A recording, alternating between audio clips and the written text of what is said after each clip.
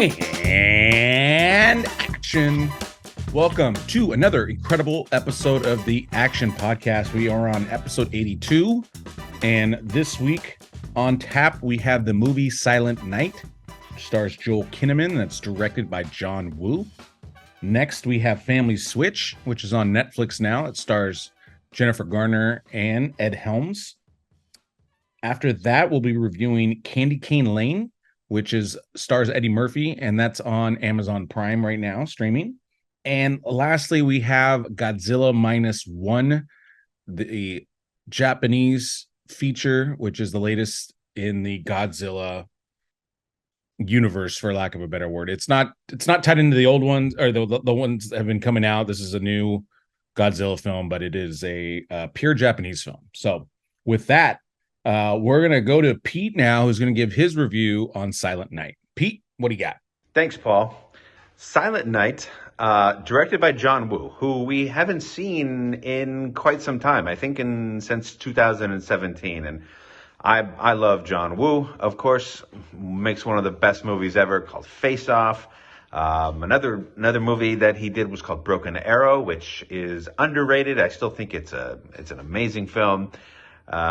He did Mission Impossible 2, which wasn't, the best of them, but that's okay. And this stars Joel Kinnaman, who you've seen in the Suicide Squad. He did a really great movie called The Informer, a little bit more of a lesser known movie, but I was introduced to him because of the TV series The Killing. And he was incredible in that series. So the story, the gist of this story is he plays this grieving father whose kid was sort of killed in a drive-by shooting by this ruthless gang. And he has to he's in just massive amounts of depression and anger, and he loses his wife. And so he begins to train himself to exact revenge against this gang on Christmas Eve. So he gives himself I forget the time frame in the movie, but it's like a year or something like that. And so the idea behind this is that he gets he starts to go after these guys, I guess, after the kid is killed in this drive-by shooting, and he ultimately fails in his attempt, and he gets shot in the throat, and he can't speak. So basically, there's no dialogue in this movie at all, which is pretty incredible. To be able to pull off a movie without any dialogue at all is remarkable. It is kind of bizarre at first, but you almost get used to it. He really does amazing acting with his performance alone, and his eyes and the emotions that you feel. Being a John Woo movie, great action, great training sequences. Really the only kind of audio and dialogue you hear comes from police radio, or songs and stuff like that. So now this movie kind of hits home a little bit because I have a son who's young, and if he was sort of killed, I could totally see myself in his position and just wanting to go out and just exact revenge on these people. You certainly feel his absolute despair and anger through this whole movie. All in all, I think it was a success. I think it was pretty good. It only got a 5.9 on IMDb, which, that's fair. I could see why it wouldn't get a huge amount of praise.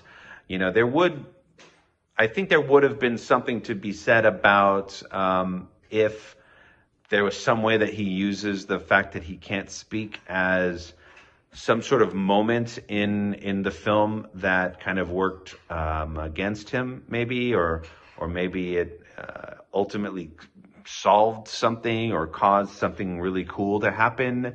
Either way, I recommend this film for sure. It's because you've never really kind of seen anything like this where there's no dialogue. So there you go. Back to you, Paul. Awesome. Yeah, I agree for the most part with what Pete is saying. I don't think this film is for everybody. This is a action film. I am a big fan of John Woo myself, and he's very good in this genre. You don't always get a ton of story depending on the film with John Woo, but you definitely know visually he's going to be bringing it. And this film was no different. I really like Joel Kinnaman. If you haven't seen him, he's in For All Mankind, which is on Apple TV Plus.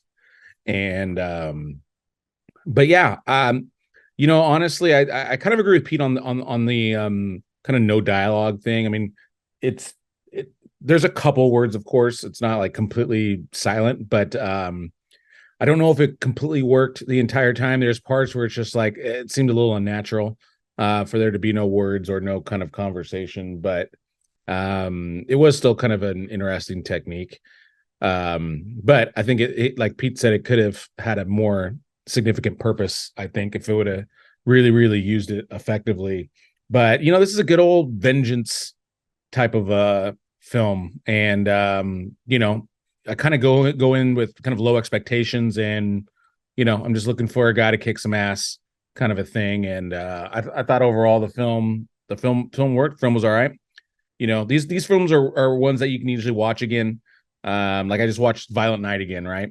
I don't think this is as good as Violent Night, but I still thought this movie was solid, and I'll probably check it out again when it's streaming, just because again these are easy to kind of ingest. This is not obviously hard to figure out and all that good stuff, but again, this is kind of the traditional popcorn flick type of a thing. So if you're in a kind of action, want to see some fights and all that good stuff, this was for you. I thought they did set up the premise well in terms of really building, the genesis for why this guy is angry and has his issues. I thought they did a good job with that. So that really kind of drives the film. So it makes it kind of easy to root for this guy. So check it out. It's in theaters now. Next, we have Family Switch. And again, this is on Netflix, starring Jennifer Garner and Ed Helms. And I think this is a cute little family flick. You know what I mean? This is good, especially if you have like teenagers. I think it's a good kind of movie to watch with them. Um, I thought the acting was pretty solid. Everybody kind of being the different personalities, the adults, the kids, and vice versa. Kind of the same thing. Again, this is a more familiar film, so it may not be for everybody, but I thought overall the film worked and was a decent film. Again, it's on Netflix, and I enjoyed watching it. But obviously it's not going to win any Oscars or anything. So again, good kind of is this a holiday film? I forget. But yeah. So if you're looking for something kind of watch with the family, kind of more on the lighthearted side, kind of funny. There's a cool kind of scene at the end. That gets the blood going in a good way. So yeah, I thought that was pretty solid. Next, we have Candy Cane Lane, and this is again on Amazon Prime, starring Eddie Murphy. So I was really looking forward to this one, just because again, Eddie Murphy's definitely been going through a little bit of a renaissance lately, and I wanted to see where what he was going to be investing in, if that makes sense. This is a Christmas movie, of course, and I like the premise of this one. I'm a big Christmas movie kind of a guy, and I thought this movie was pretty funny. I didn't think Eddie Murphy was necessarily super hilarious in this one. Again, I don't know if we'll ever have Eddie Murphy like he was, Beverly Hills Cop Eddie Murphy, but he still has his moments, of course. But I think he does a great job of acting, though, and I think again he's evolved. And that's just it is what it is, right? But I thought Chris Redd actually was really funny in this one. He's from Saturday Night Live, and I thought the rest of the characters I thought worked. I thought it was a interesting concept, and there's some good moments in it in terms of times when I laughed out loud, and I thought overall this was a pretty solid Christmas film. I don't think it's going to go in the Hall of Fame of Christmas films. It's not Home Alone or National Lampoon's Christmas. I think they could have pushed the envelope a little bit more when it came to the humor, but I still thought it was pretty funny overall. Like I said, I laughed a few times out loud. Again, Chris Redd, I think really brought a lot of heat when it came to the comedy There's a couple scenes too that again just makes you laugh. Some kind of racial jokes and stuff like that, which I always like. And yeah, I thought overall it worked and it was entertaining. So check it out. I actually watched it twice, and yeah, it was good. I liked it. And then lastly, and I'm probably going to call this my movie of the week, guys. But it's Godzilla Minus One. Now, big caveat here: this is a foreign film. What does that mean? Subtitles. So if you're not into subtitles, then don't bother because they do not speak English in this one. This one is a Japanese film with Japanese actors and all that. But I'll tell you what, man, I really, really, really enjoyed this one. If it wasn't for Anatomy of a Fall, this is maybe my favorite foreign film of the year. And you could be talking about like Oscar stuff. And I know maybe this film might have a difficulty because this isn't like your traditional like Oscar film, but I thought for the Godzilla genre, I thought they nailed it. Like one of the best things what made me want to see this was the original director of the 2014 Godzilla, Gareth Edwards. He had said like this is what a Godzilla film is supposed to look like, and I agree. One, they nailed the time frame of this movie. This movie takes place immediately after World War II, and I think it's the perfect setting for this genre. Two, just the production design and how it looked. It just looked like, they didn't go overboard with the CGI, even though there is obviously tons of CGI stuff, but it just blends very well, looks very good, and it worked. And then lastly, it's the story, guys. Man, talk about a really well written Godzilla film. I loved what they did with the characters, how they developed them. Again, dealing with post World War II Japan, dealing with grief and loss. Just an excellent setup that really gets you going and really makes you curious kind of where this is going to go. And they just did a great job overall of blending everything with the story, cinematography, even the special effects. I thought visual effects and special effects too, to be honest. Special obviously are the ones that happen live in front of you. Visual effects are CGI. And I thought they just did a good job of blending the two, and was an entertaining but still pretty poignant and solid action film for this genre. Again, probably the best Godzilla film I've ever seen. And like Gareth Edwards said, it felt like a real throwback Godzilla film. I mean, again, I think this is what it's supposed to be. So great job.